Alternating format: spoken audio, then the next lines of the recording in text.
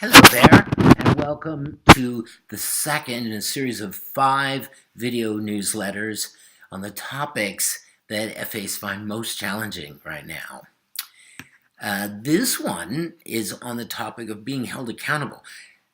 What I've heard from FAs is there's no real accountability. And sort of in the background is the firm doesn't seem to care if I do well. So it's true. I see, and I'm sure you do too, lots of us looking for some external force that's going to help us get things done. It's going to make us get things done.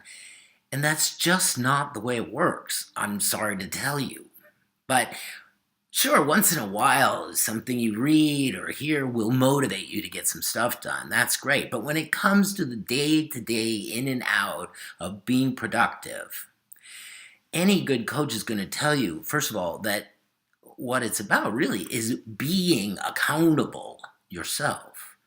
And secondly, it's your power to endow another person or even a thing like your stopwatch with the ability to hold you accountable. Right? The clock goes off and I got to be done. We do endow things with that power too. Ultimately, you got to feel a sense deep down inside that there's a fit between what's important to you and what you do. That's being accountable.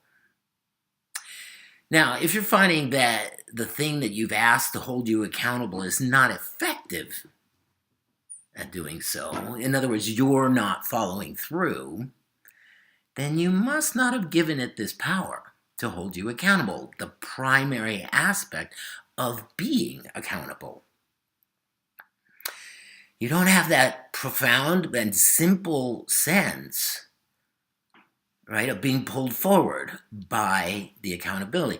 Like, that same sense is like when you know the answer to a question that the teacher's asking and she calls on you. And so you step right into answering.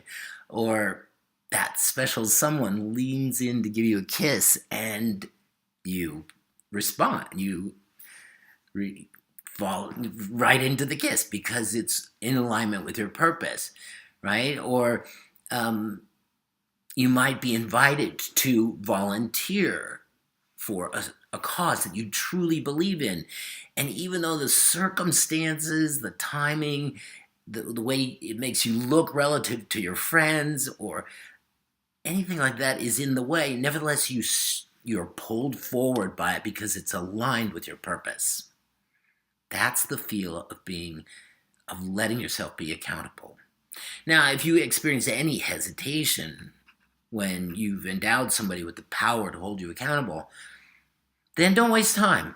Go on and find someone else who empowers you. But if you find nobody is able to hold you accountable, then the finger starts pointing back in your direction. What's going on there? You'll only ultimately be able to hold yourself accountable. Ultimately. It's only you who's responsible for the outcome, ultimately. It's only you who's going to either benefit or lose out. Take a moment to recall right now a time when you resisted outside forces trying to force you to do something. Remember that?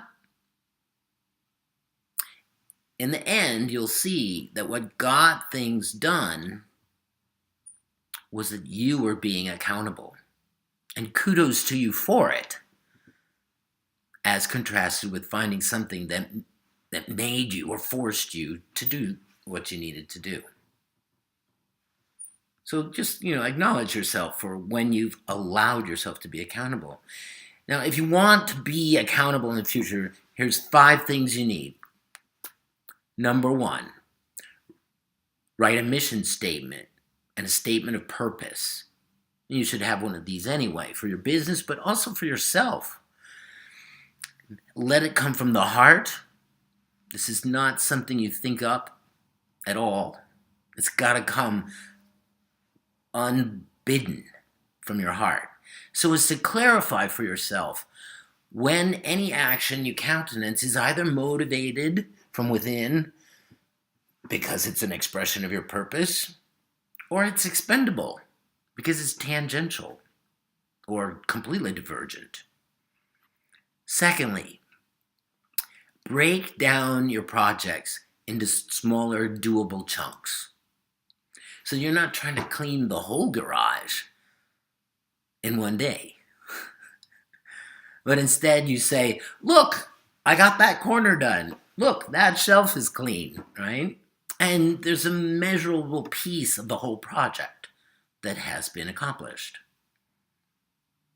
You can see progress. Thirdly, if you want to be accountable, prioritize these chunks of projects in accord with your purpose. And only do one at a time. This is really important. Give yourself fully to the task in front of you. Right? Otherwise, nothing gets done with quality. And you really don't advance, and you're the proverbial jack of all trades and master of none. Fourth, and second to the last, schedule times to step back and review how it's going. Assess your progress. There are many healing and benefits to doing this, so I won't say more about it now. Finally, if you want to be held accountable, make it a game, right? Make it fun with positive rewards or negative consequences that have some heft to them, right? Makes you think twice or 3 times about skipping out on your accountability. If there are no rewards or consequences, then there's nothing to be accountable for. I'll see you in the 3rd video newsletter. Blessings to you. Bye.